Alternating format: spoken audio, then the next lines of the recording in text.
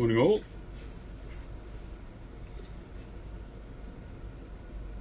We'll see if we get anybody. Very, very early for me to go live. It's now 10 AM.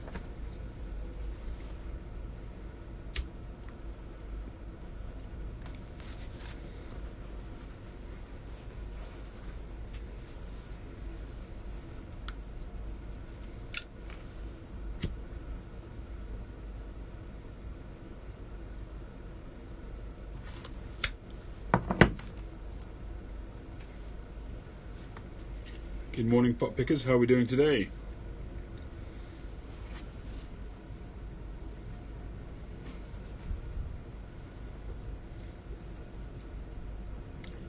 I spent a good hour or two cleaning up yesterday, trying to organise things as much as I'm able to in this ramshackle shed.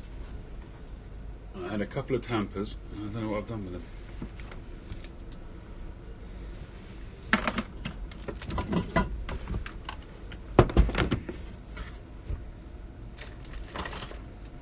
That'll do.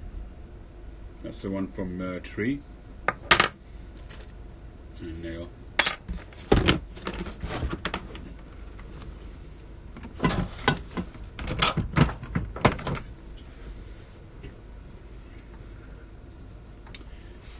Hi Sean, how are you? Long time no see. I didn't manage to go to the last meet. I'm smoking some Orlik Golden Sliced, wouldn't you know?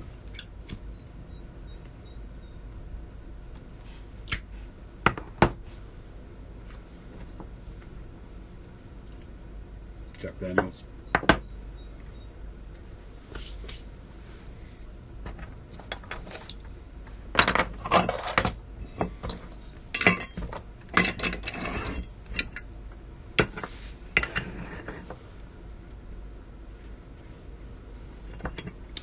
I received a package from Mike at Briar Blues with Mystery Blend number 12. So I was going to do that, but I decided I wanted a smoke that I can rely on and enjoy. Knowing Mike, it's going to be some kind of devious blend that I'm going to hate, so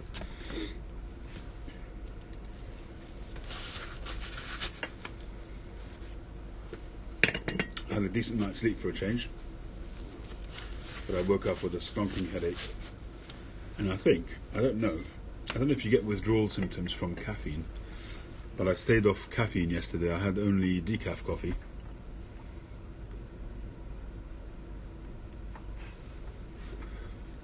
And I don't know if you can get a headache because of that, from a lack of caffeine if your body's used to it. But I woke up with a stonking headache, a hammer of a headache. I also sort of stayed off my pipe for an hour or so before I went to bed, so basically reducing the stimulants in my system.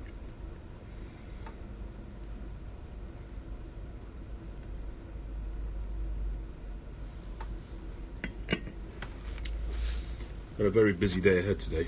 My niece is getting married, my sister's daughter, and I'll be doing the pictures as well, so it's going to be a long busy day. I'm starting at around midday, and I'll be going probably till about 3 in the morning, so that's a long 15-hour shift.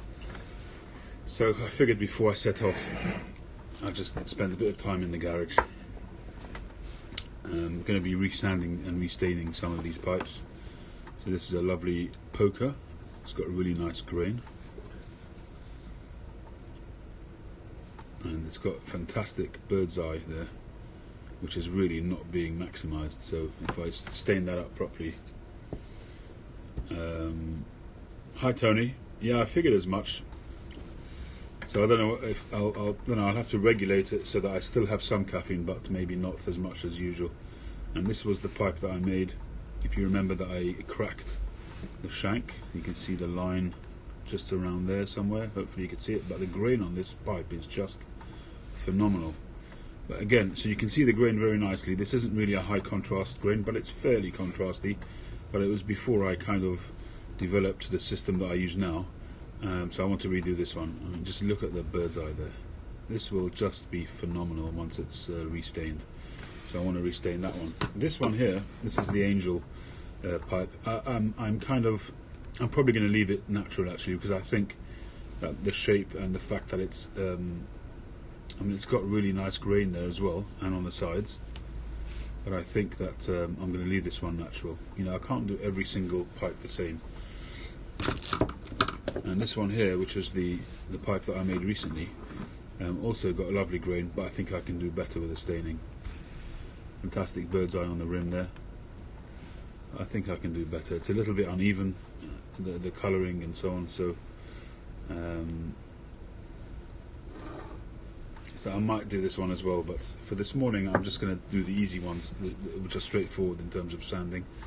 So these two, I'm just going to take off the top layer and possibly do the dark undercoat.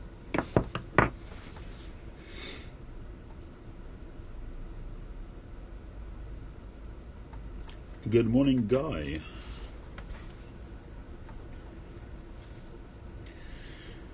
Where are we? Right, let's just light this up again.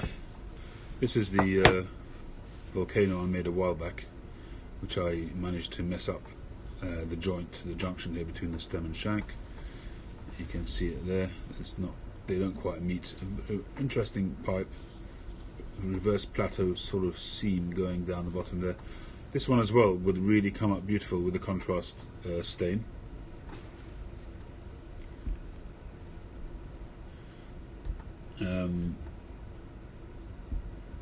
But I just don't know if it's worth messing around with. It's kind of become like a shop pipe, but it smokes so well that I smoke it quite often because I just enjoy smoking it. It's light as a feather and it just smokes well.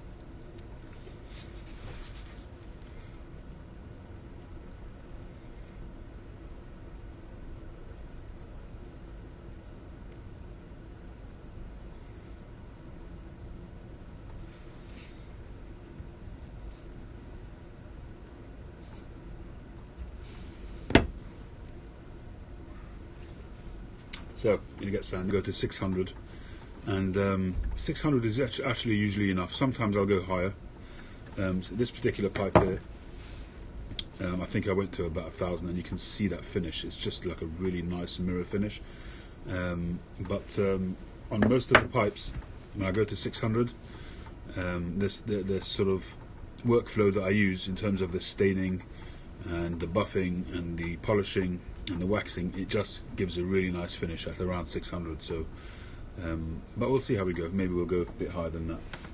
Morning, Suffolk.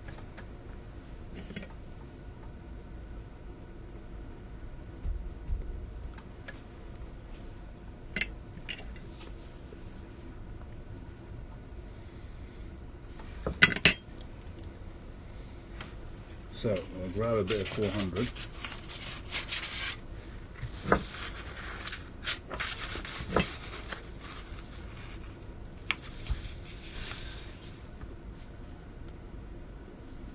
Yeah, Tripoli. The thing with Tripoli, I used to use Tripoli quite a lot for buffing out those fine sort of scratches and things like that.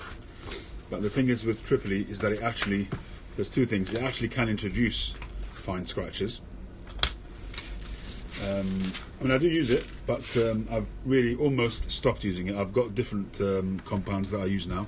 I've got a whole range of different compounds, and I'm just experimenting with them. But I've found one or two in particular which I use most. So the one that I use is a little bit finer than the Tripoli, and also the Tripoli also can colour up the briar because it's a brown sort of chocolate coloured compound. When you're buffing up the pipe with it, it can often clog up the grain. So the grain has got pores like our skin, and it can actually colour up the briar. Tiny little specks of the compound get forced into the pores of the briar by the buffing motion, by the buffing wheel, and you end up clogging up, and you can actually affect the breathability of the pipe. So I kind of stay away from Tripoli when it comes to the buffing up the pipes. It's good for lots of things, you know, when you want to cut through some layers of when you're polishing up a stem, for instance.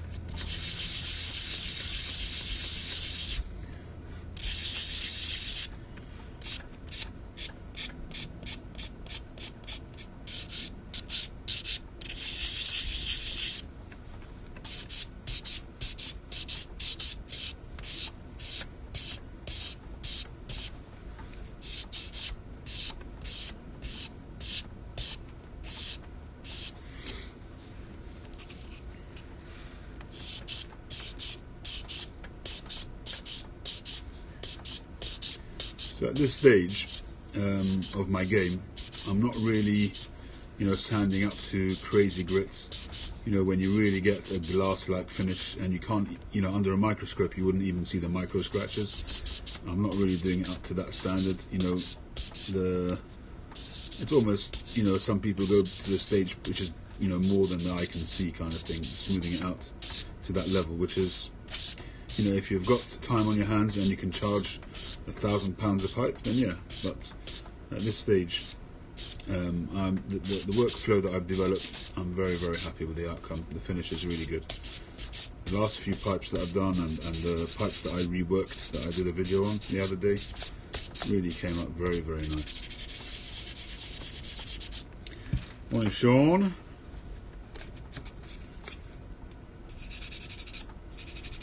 So this little video is instead of the live this morning, so I'm not doing my morning drive. As I say, I've got my niece's wedding today, which I'll be working at. So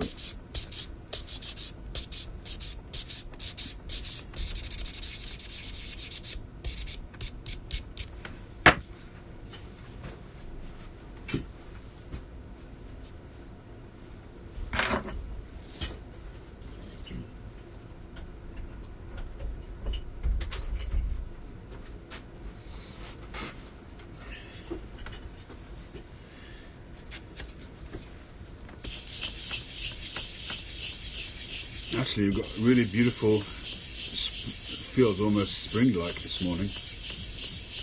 Very nice sunny morning. So I hope that holds out so I can get some decent pictures outdoors with a bit of luck.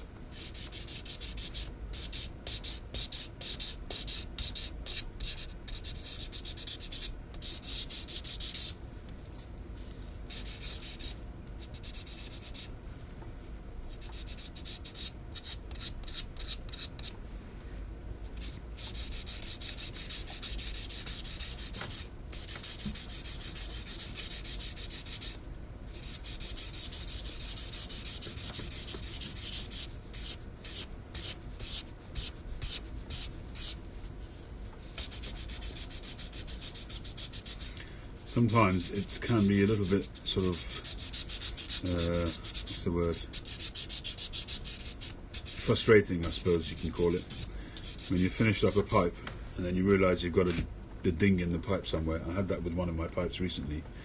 In fact, one of the ones that I redid the other day, even if I do something like that, you get a ding on the really fine finish. So you have to really sand it all back and start again if you want to do a proper job. I mean, sometimes you can just sort of sand back a small area, but it can be frustrating. But as I say, I've got to the point now where I've kind of refined my workflow when it comes to the contrast staining, and I'm going to continue experimenting with different sort of levels of contrast. As I said before, I don't want to be a one-trick pony and just keep doing the same contrast, so I want to do different colours, different shades. But the one that I've been doing recently would certainly stay as my golden contrast. I used to look at, I still do pretty much every day, the Danish Pipe Shop. So I get a lot of inspiration from the pipes on there and from the pipes on GQ Tobaccos. I would say that those two sites I probably frequent the most. I mean, every so often I look at some of the other sites, but those are the two that I frequent the most. Sadly, the Danish Pipe Shop, no, you can't buy tobacco there anymore.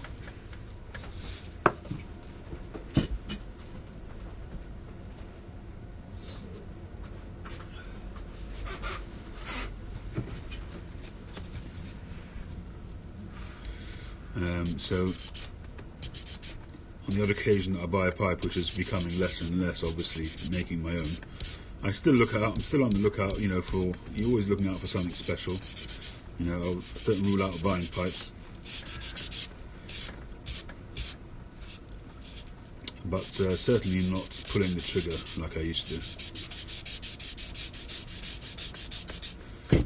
The more and more, into making pipes that I get, the more confidence that I get that I can make pretty much not literally any type of pipe, but close to.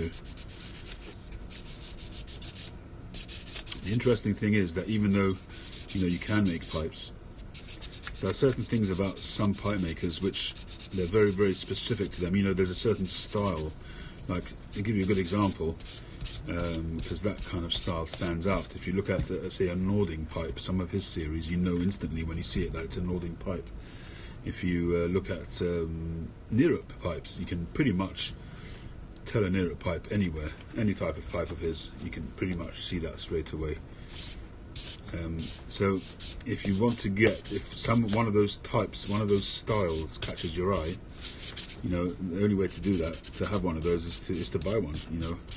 You could copy it and mimic it, but it'll never be the same. And I'm certainly not trying to copy and mimic. I'm trying to just develop, and I still don't have an idea yet what my style is. Right in the beginning I was doing these long, thin-shanked pipes, which I thought maybe that would be it, but I haven't done those for ages. And at the moment I'm still going through lots of different shapes and styles, and I'm really following the Breyer more than anything else. But even with that, even when you're following the Breyer, there's still a particular type and style which you have, and I'm not yet clear in my head what that is. But I think for the most part it's really classic English style pipes that I prefer the most. Even though there are other elements to it, there's Danish elements to a lot of the pipes that I make. Hi, old BD1. What does that stand for? Old. Oh, well, I can imagine.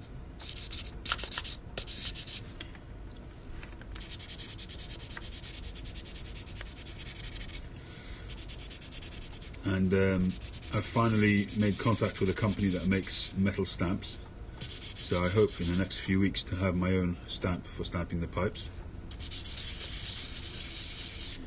I'm quite intrigued as well by these laser pipes, the laser engravers. I would imagine that they're far too expensive. But I like the idea of that because if I can, I'd like to carry on doing the numbering system on my pipes. But I can't have a stamp made to be used just once, So I'm looking into having a stamp which, at the moment I use the punch ones, the little metal single digit punch, and then you punch it with a hammer, which is fine, but you can't get them in a straight line in any particular reliable way. So the company that I'm talking to now about making a stamp, they're also looking into making me a stamp which will hold 3 or 4 digits, so I can just put in any number that I want, and that would be quite cool. So I'm hoping that will work out.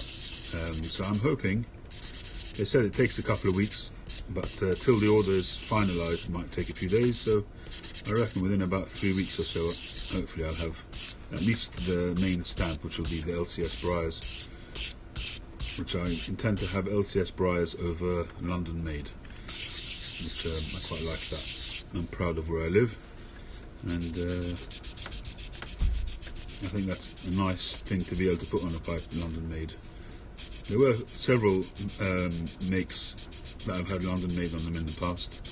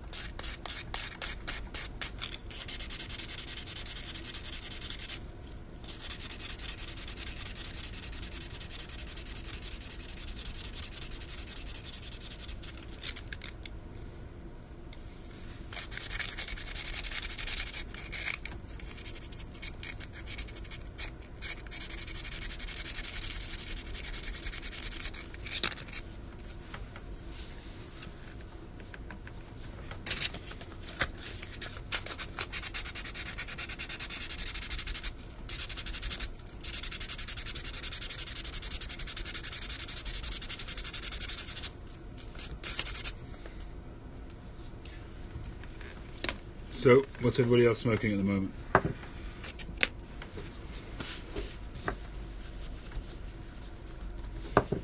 Right, we're going to jump up to 600.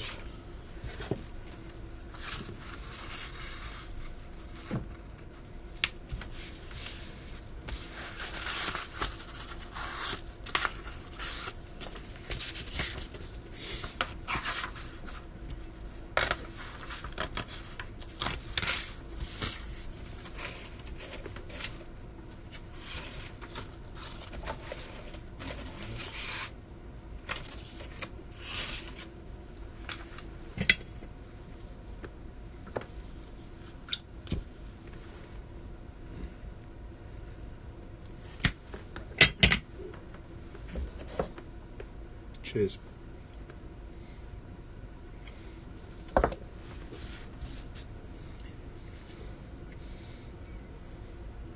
McBarron mixture. Is that the Scottish mixture you're talking about? St Bruno. I haven't got my head around St Bruno. I don't get much flavour out of it. And I can't say that I've smoked it with any regularity, but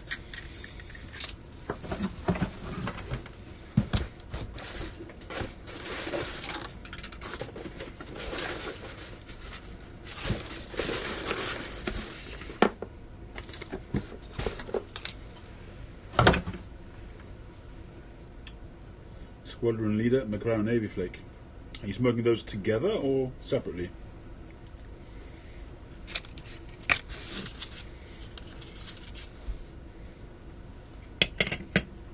Squadron Leader is another one which I tried it a long time ago and didn't like it. I suppose if I tried it again I might enjoy it. There's a lot of blends out there which I've tried in the past, way before my palate got any kind of experience at all, so you never know what you might like if you try it again, I suppose. So I'm sure there's loads of blends out there which, if I revisited, I'd probably enjoy.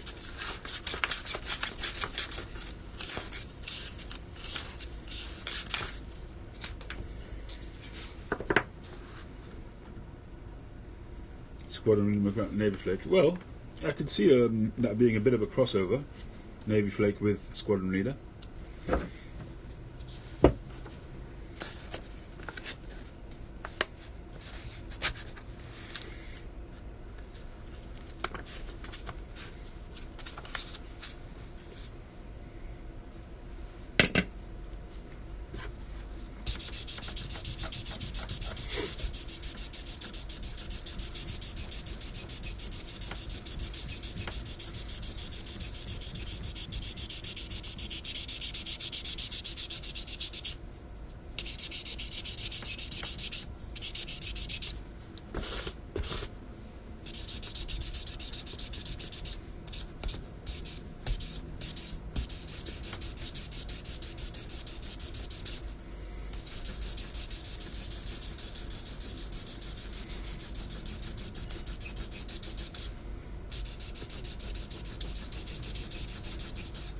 This pipe should come up really awesome with a contrast stain.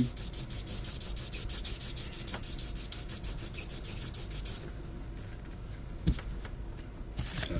See, the 600 really gives it a nice smoothness. 633 in Springtime.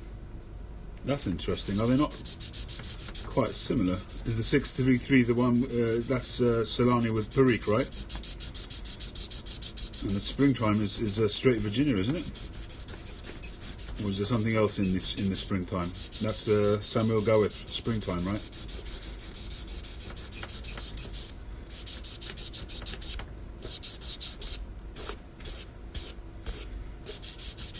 I got a sample of that Springtime a while back from the admin of the UKTPC Facebook group.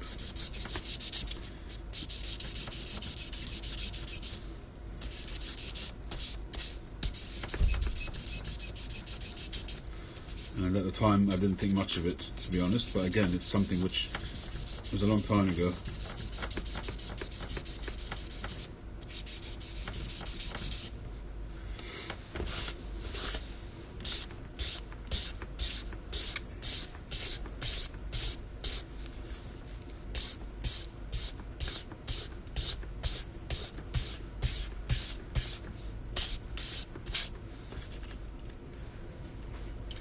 Hi Tony. At the moment I'm smoking a lot of Orlik Golden Slice. It's probably my go-to at the moment. It's what I have in my pipe at the moment. I was going to smoke the mystery blend from Mike, but I just fancied having something that I enjoy. And as I said before, knowing Mike, it's probably some kind of heavily spicy or bitter, or I don't know. It's going to be something devious, that's for sure, if it's coming from Mike. So I figured my morning pipe should be something that I know that I'll enjoy.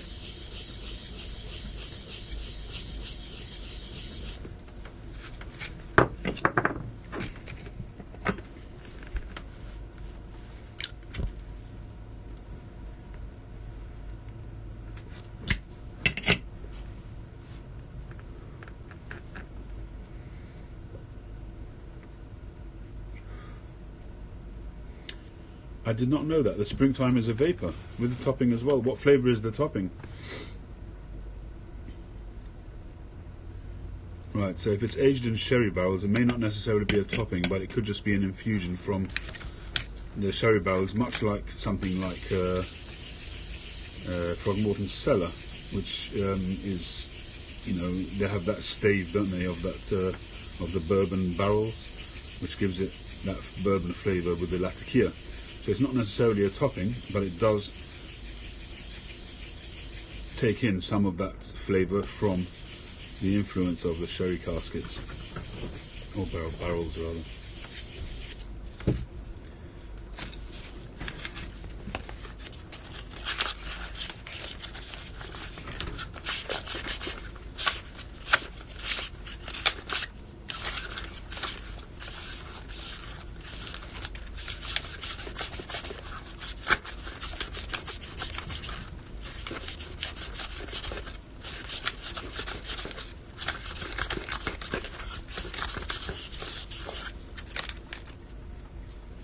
Right, so I think this is about ready.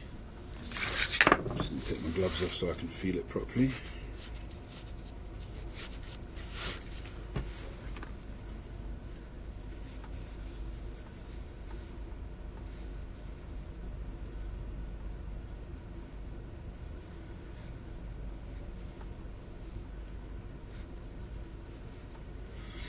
Alright, I think that's about good to go.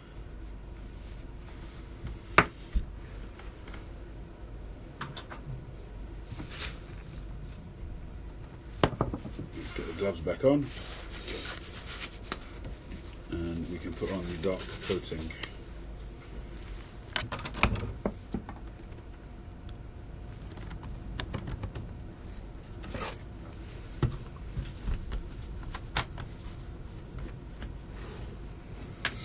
Hey, Happy Smoking, how you doing?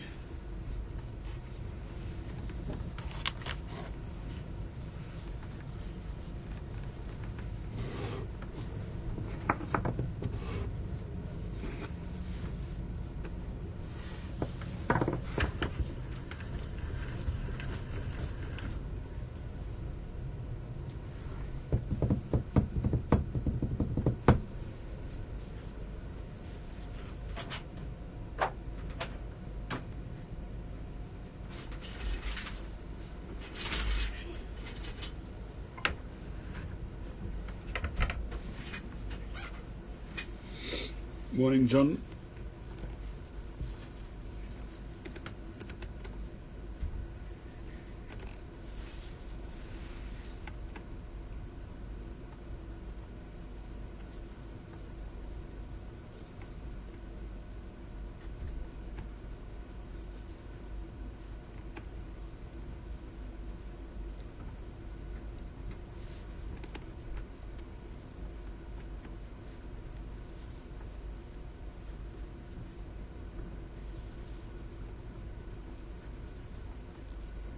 Takes quite a few layers. The first layer gets soaked up in the briar quite quickly.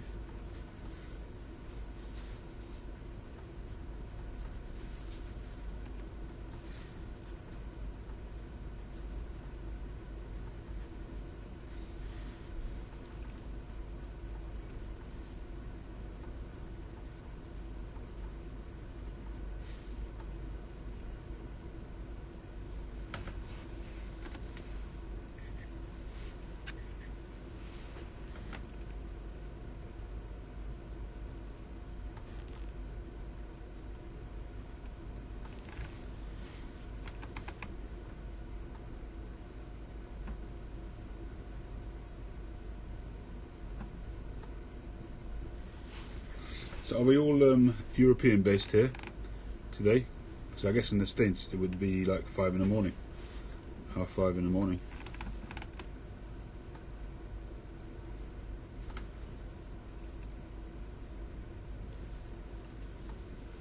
Hi Robert, morning. Morning.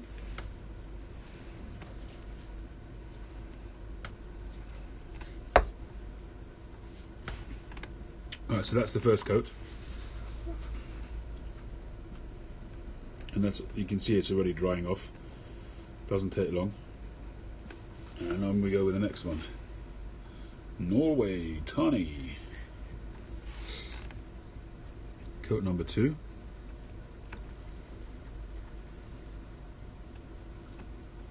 And when the second coat goes on, you can already see that it's quite a richer hue because it's going on top of the other coat.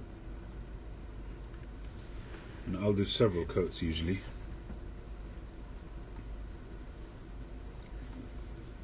And that's basically what helps with the contrasting. Is that when you sand it back afterwards or you buff it back, you're buffing back each coat and it just reveals more and more of the grain. But the important thing, the crucial thing is leaving it to soak in.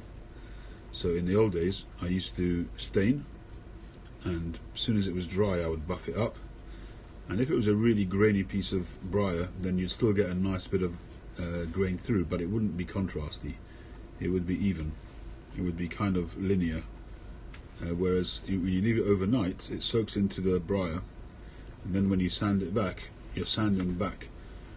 There's, the briar has two kind of levels of density. You've got the grain, which is softer, and then you've got the bits between the grain, which is harder.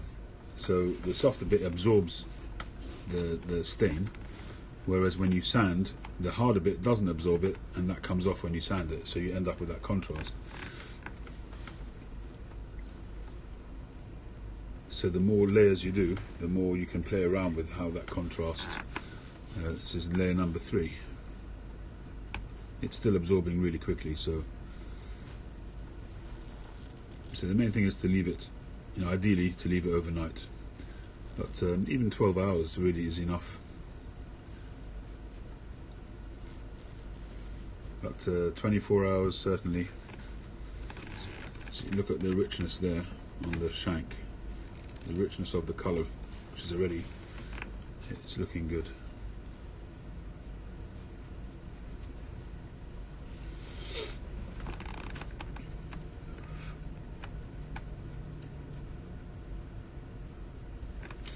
Yeah, it depends on the type of stain that you're using, John. The spirit stain that they use is basically, they make that from powder. They get the powdered dye and they mix it with spirits, so it's a really, really high content of spirits. So if you put a flame to it, it flames up, and the purpose of, I've spoken to Mike about that, and the purpose of flaming it is it seals in the dye into the briar. But I think because they put out so many pipes, I don't know if they've got the time to wait for it to sort of absorb and so on, so they probably just get on with it. And the vast majority of Blakemar pipes, I wouldn't say that they're sort of high contrast staining, although some of them are.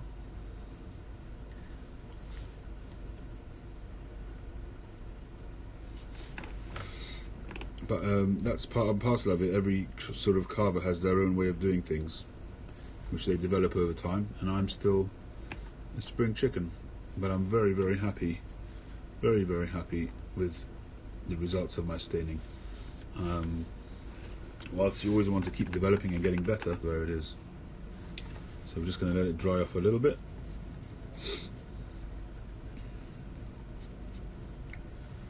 And then we'll go for coat number, I think we're up to either 4 or 5 now. So you get to the point where it's almost a solid colour and you can't see the grain through it. At the moment I can still see the grain. So once you get to almost a solid colour, then I'll leave it. I'll put it on the peg here and I'll leave it there overnight. And this one will be tomorrow now because, as I say, I'm working till very late tonight. I probably won't be back home much before 3 o'clock. So that won't get looked at for at least another day.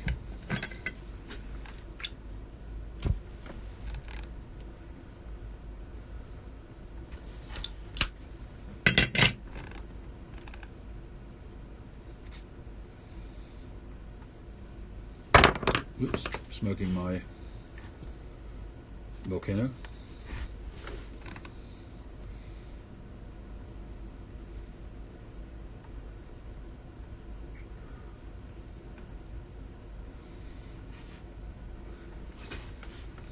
Was in hospital last night with my mum. She's unfortunately had to go back in. She's just trying to get over some pneumonia, which is not ideal because she's in the middle of chemo at the moment. So it's a bit of a sad time because it means that she won't be able to make the wedding of my niece, which is today, my sister's daughter.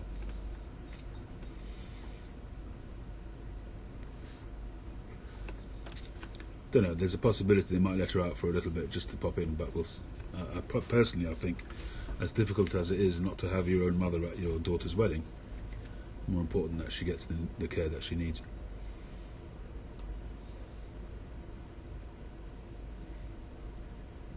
She's been responding very well to the chemo, so, but she probably needs to look after herself a little bit more. Keep herself hydrated, that kind of thing.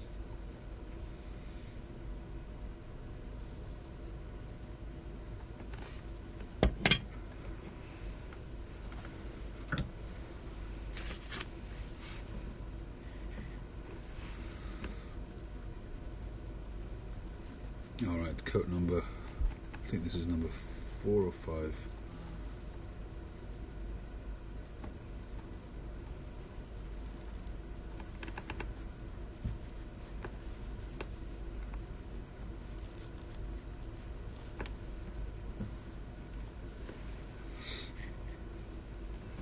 Yeah, I've still got the lump of coal, Suffolk.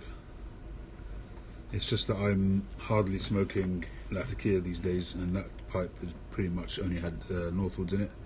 I tried once or twice smoking some Virginia. I was thinking of moving it over to Virginia smoking, but the flavour was already in the pipe, the Latakia flavour, so I'll either make another one at some point, or I'll leave it as a Latakia pipe.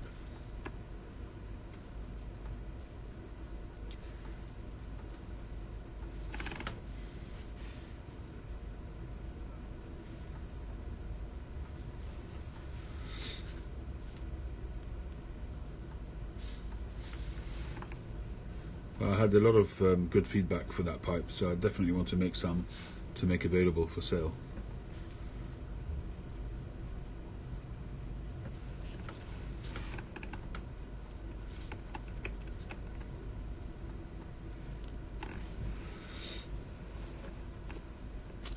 Okay, I think we're basically there with this staining now. So in the next couple of days you should see the results of that. I think I've got enough time to sand this one as well.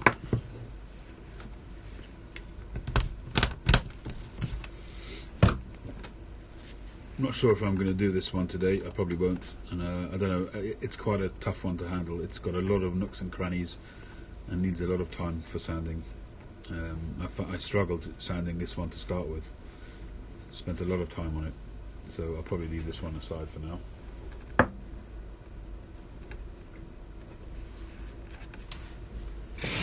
Sits very nicely.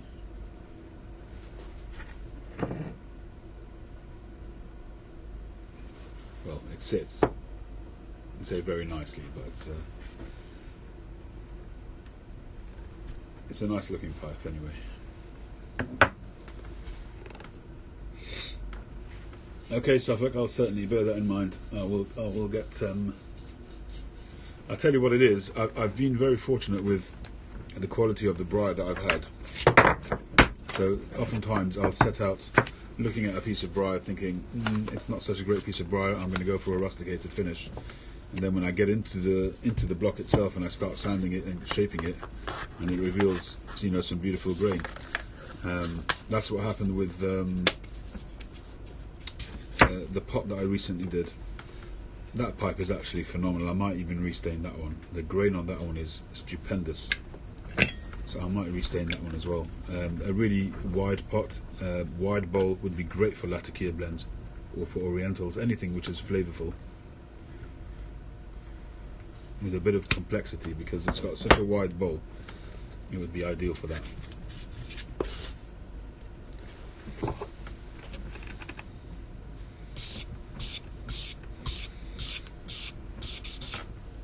And this one should also come up amazing because it's got crazy bird's eye on the rim.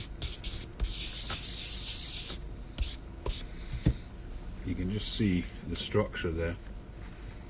I don't know how clear that is. A little bit of the plateau left, but amazing grain on this pipe. In the hands of somebody like Tom Eltang or somebody like that, this pipe could have been a £1,000 pipe without any trouble at all. But in my hands, it's good enough for me.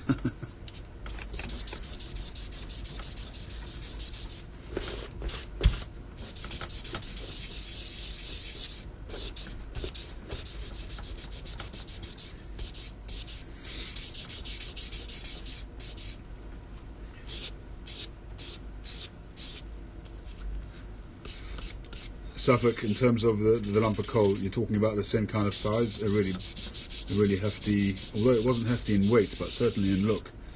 The weight is really down to the piece of briar, you know, some are lighter than others, some are denser than others, but you want that kind of size.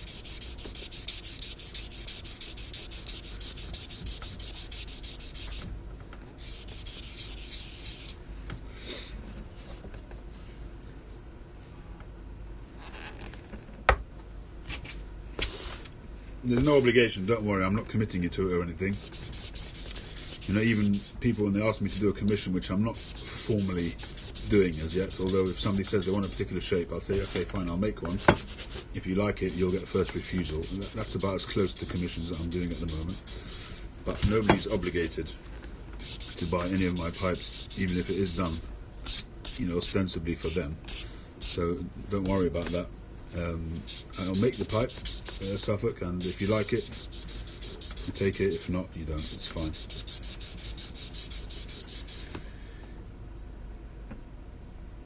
Peterson Signature Flake. No, I'll be honest with you, I don't really smoke the Peterson blends. Whenever I tried them, I didn't really enjoy them, so I just never continued exploring them, so I don't know. I know that some of them are very, very popular, like the PPP one and various other ones. Irish Flake, I think there was one. I've got some Irish Flake which I bought right when I started smoking a pipe. So it's a good 4 years been sitting in a jar, and it's covered in sugar.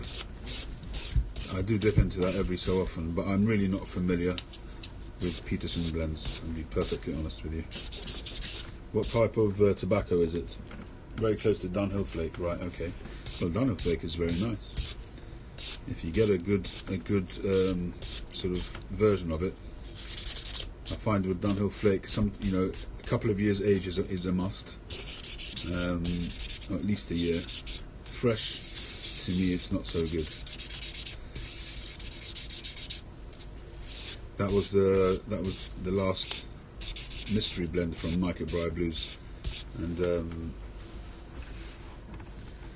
it was really interesting to see how that tasted, not knowing what it was. It was the Peterson version, the current Peterson version, which is the same as the most recent Dunhill version.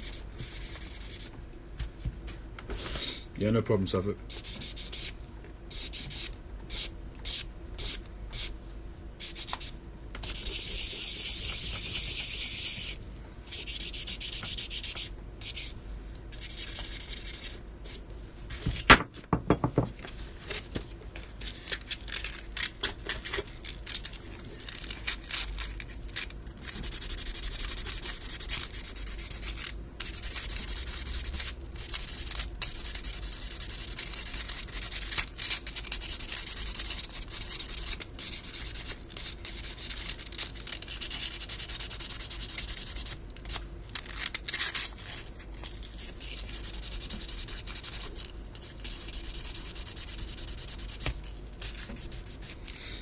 Yeah, Irish Flake is it's quite high in nicotine levels as well, I think, if I remember correctly. Which is probably another reason why I don't smoke it that often. I mean, I've got a fairly good sort of tolerance of nicotine. You know, when you smoke cigars regularly, you do build up a tolerance for it. But the ones which are high in nicotine, they still, you know, have a bit of a sledgehammer effect on you sometimes.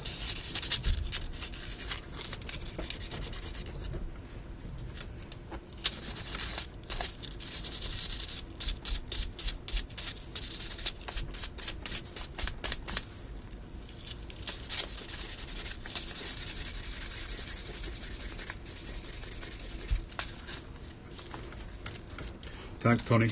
Have a good day. I hope she'll have a good wedding too, and I hope it goes well for me. It's going to be a long, busy day.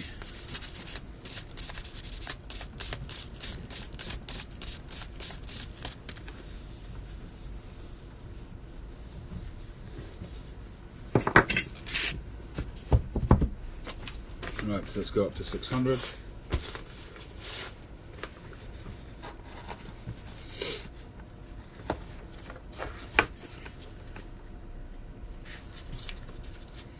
Good thing about staining is that when you've restained it, it's like having a new pipe.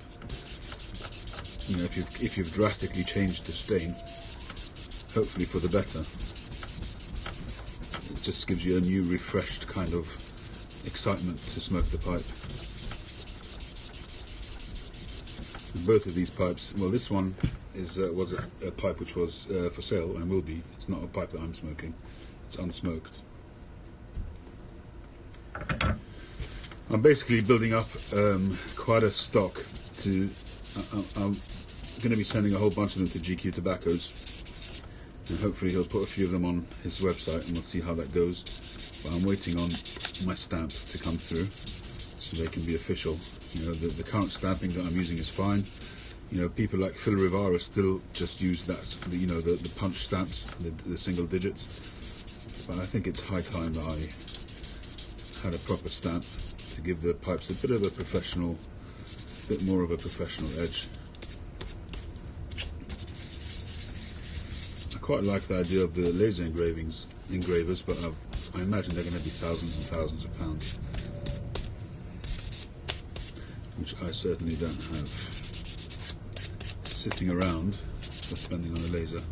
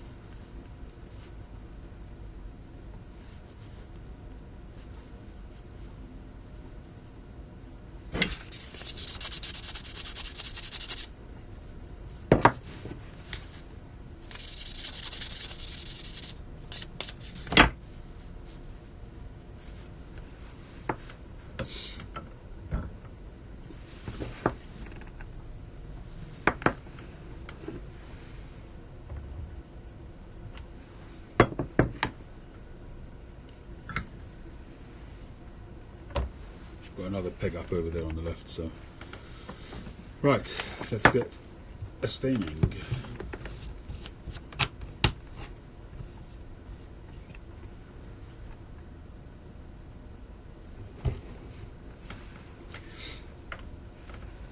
That sounds good, John. Yeah, I mean, it's like that with cigars as well. Cigars take a little bit longer, but any time in the jar will improve a Virginia-based blend. As I've said before, if you're gonna smoke it, if you're not cellaring it for long term, if you're gonna smoke it in the say medium term of say 1 to 2 years, then better to untin it, jar it up, and it will age much better in the jar than it will in the tin. If you're going to have it, if you're leaving it for long term, then leave it in the tin for sure, because that will have a much slower, steady sort of aging process. But otherwise, if it's for personal use and you know you're not doing it for collecting reasons, and you're definitely going to smoke it yourself, then jar it up. Get it into an airtight jar and it will age beautifully. See, Dunhill Flake, for instance, I had quite a bit of the fresh stuff when it was still in the blue and white tins, you know, the light blue. I never had any of the light flake, which is the same stuff, just a different name, but just in terms of the age, the period, going back to around 2013, 14, something like that, it was still called light flake.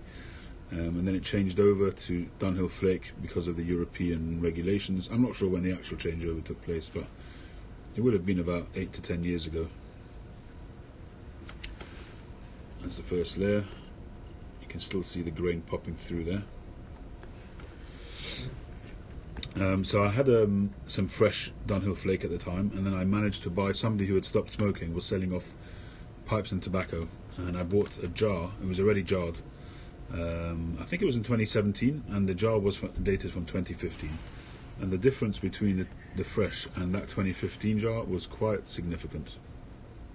Much sweeter, much more rounded. You know, the sort of the rough edges had gone. Definitely more tasty, more enjoyable after a couple of years in the jar.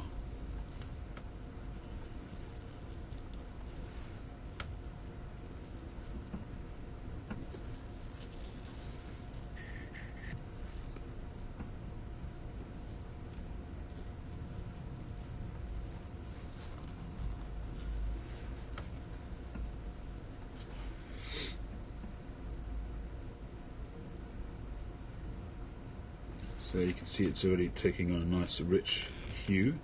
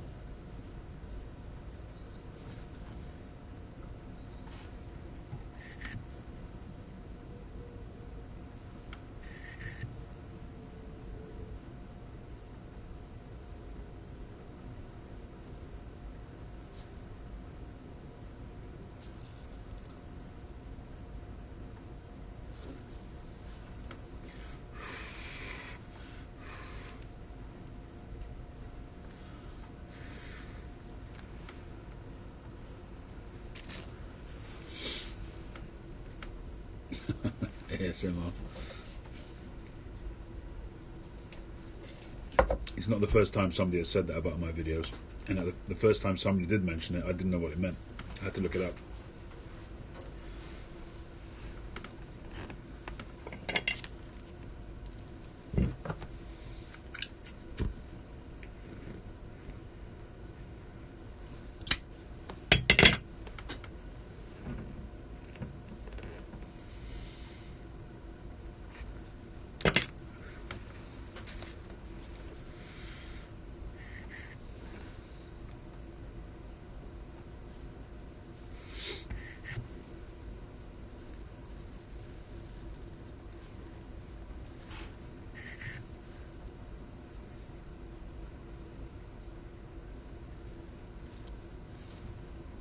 To be honest with you, Charles, I could do this all day. It's something which, there's some things in life which sometimes you got to work to make a living, and you don't always enjoy it. Although I don't make a living from this, not yet anyway. That's how I started in photography. I was doing property management originally, and I started doing some photography for a school that I was involved in as a governor. For many, many years I was a governor of that school, no longer. But I was a governor in a primary school for about 20 odd years. And so whenever they had an event in the school, like a prize giving or a performance of some kind, I would take a camera along and take pictures. And as my interest grew, I kept upgrading the cameras every so often, every sort of year or so, every 6 months, whatever it was. And eventually, it's how it usually happens. Somebody asks, can you take photos at our engagement party? I actually owned the business at the time, a property management business. I sold the business. It was still not quite in the black, but it was turning over pretty nicely. So it was enough to kind of go out of covering all my loans and debts at the time. And I went into photography full time. So doing something that you enjoy is an amazing sort of boon, a blessing. As my family grew, my commitments grew, and so I had to get some more income. So looking into this pipe business, but it's not something, as I say, which has really given me an income at the moment. But perhaps for my retirement, something like that. If it happens before that, then all the better.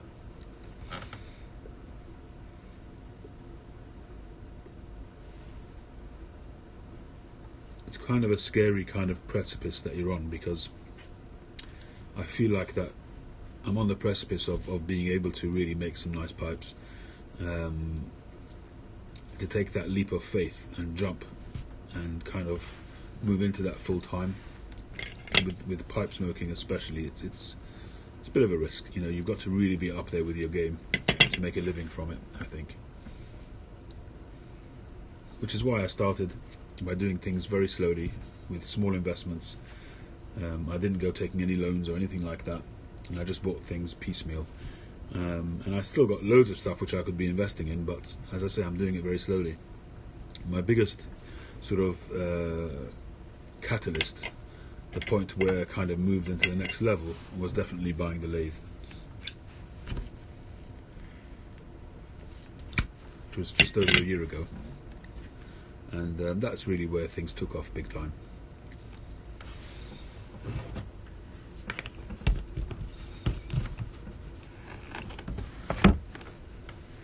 And probably one of my next investments would need to be a mini metal lathe, so that I can do stems in a more professional way.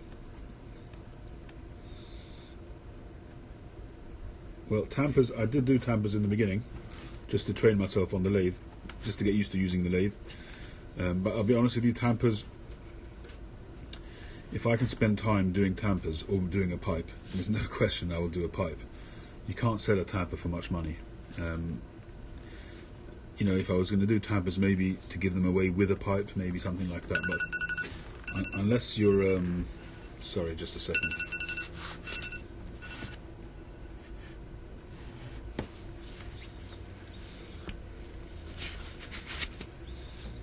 Most of the people that you see doing tampers, they're either doing specialist tampers and charging a lot of money for them, or you've got people who are working in a job full time, and they'll just make tampers and other little accessories in their spare time. So whatever they make from that is great, and they're not looking to make pipes. When you've gone to beyond that stage and you're already making pipes, it's really not viable to make tampers. How much can you charge for a tamper? £10, £15, £20 max? And I could spend an hour making a tamper. I mean, I could spend 10 minutes and make a tamper, but it won't be worth very much. But to make a half decent tamper, you've got to spend, I would say, half an hour to an hour. And to sell that for £10, it's just not a good use of my time. It's really quite simple.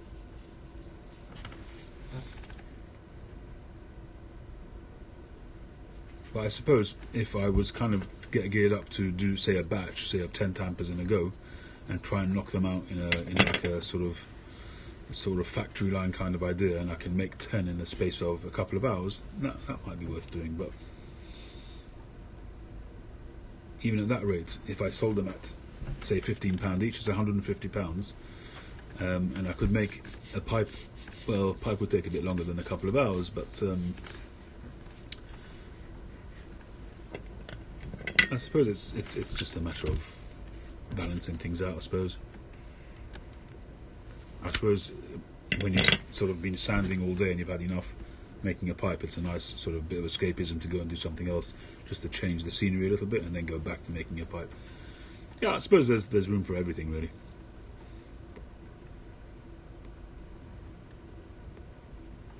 I was thinking of getting blocks for making bowls, things like that, to do bowl carving. But the same kind of thing applies. I think that because I'm really trying to develop my pipe making skills, I don't want to divert the focus. I want to just keep cracking on and keep learning, because when you sort of have a gap for a few days, you kind of need to get back on the saddle afterwards and get into the groove, I find.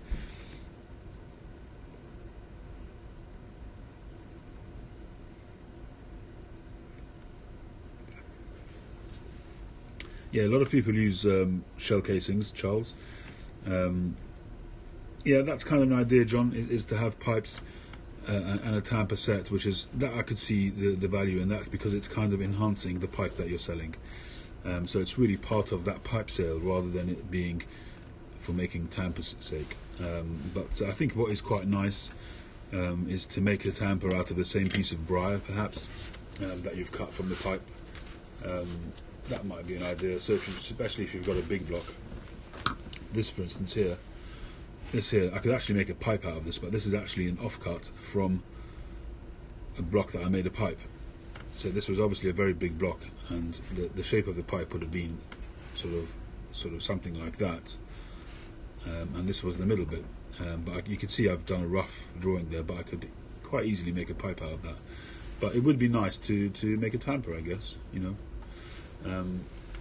but even in making tampers, there's a certain skill. So, for instance, if you're using shell casings, then you don't have that problem, because you just simply put the shell casing on the end of it and you're done. But to make a tamper with a flat surface on the end, I'm still struggling with that. Is to make, unless you do it trial and error, sanding it on a flat surface. Yeah, but to do it in a way which is like when I'm facing off the shank of a pipe, I'll do it on the lathe with a Forstner bit.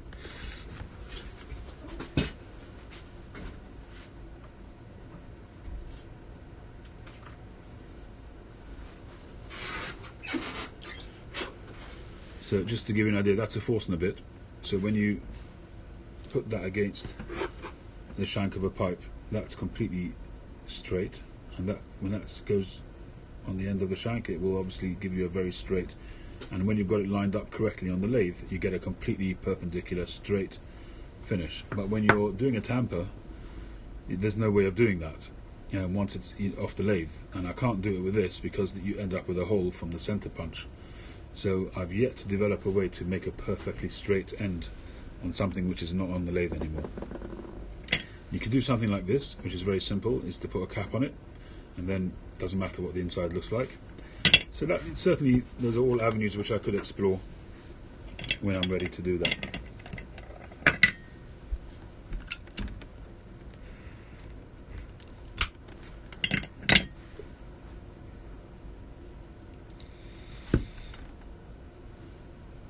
Yeah, you'll definitely have, in an ideal world, you'd have matching grain.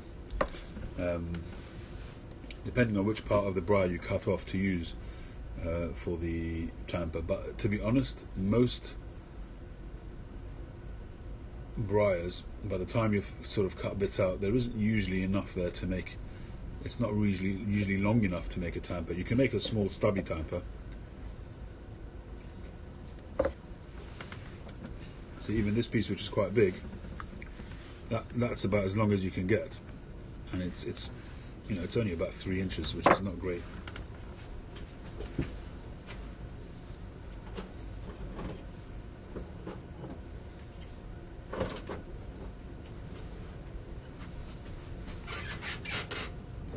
A while back, I bought a bunch of pen blanks, some exotic woods, things like that.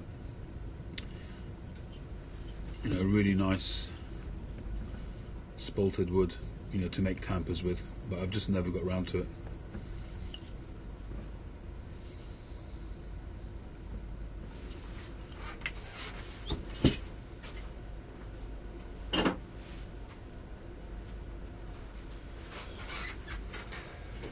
One of the things which I find actually makes a very nice tamper, which I have made in the past, is, in some of the cigar boxes where there's 25 cigars, so you've got a layer of two sort of layers of cigars. So 24 would give you 2 layers of 12, but for some reason one of them, like Partagas and things like that, they give you 25. So that single space they fill with a block of cedar, a little cigar, like those kind of size blanks. And I've made some tampers from those, and those are really, really nice. I mean, the grain is very fine. There is a grain there, but it's not like stripy or anything like that. But it just has a lovely luminescent effect, in the way the grain is, and it really looks nice. I've asked some of the tobacconists to hold those little blocks for me, but I don't think any of them have. I haven't been in there for a long time, to be honest, so that's something I'll have to do. Anyway, it's been nice chatting. I'm going to make a start to this wedding. I've got to go soon. So I'm going to love you and leave you. Thank you very much for joining me. Thanks, John. Thanks, Charles. Robert, Suffolk, Ty, who's gone. And everybody else. Happy smoking. Who else have we got here? Sean. Old BD1. Oh, right, old BD1. Okay, I get that. Thanks all. Have a great day, and I will catch you on the next one.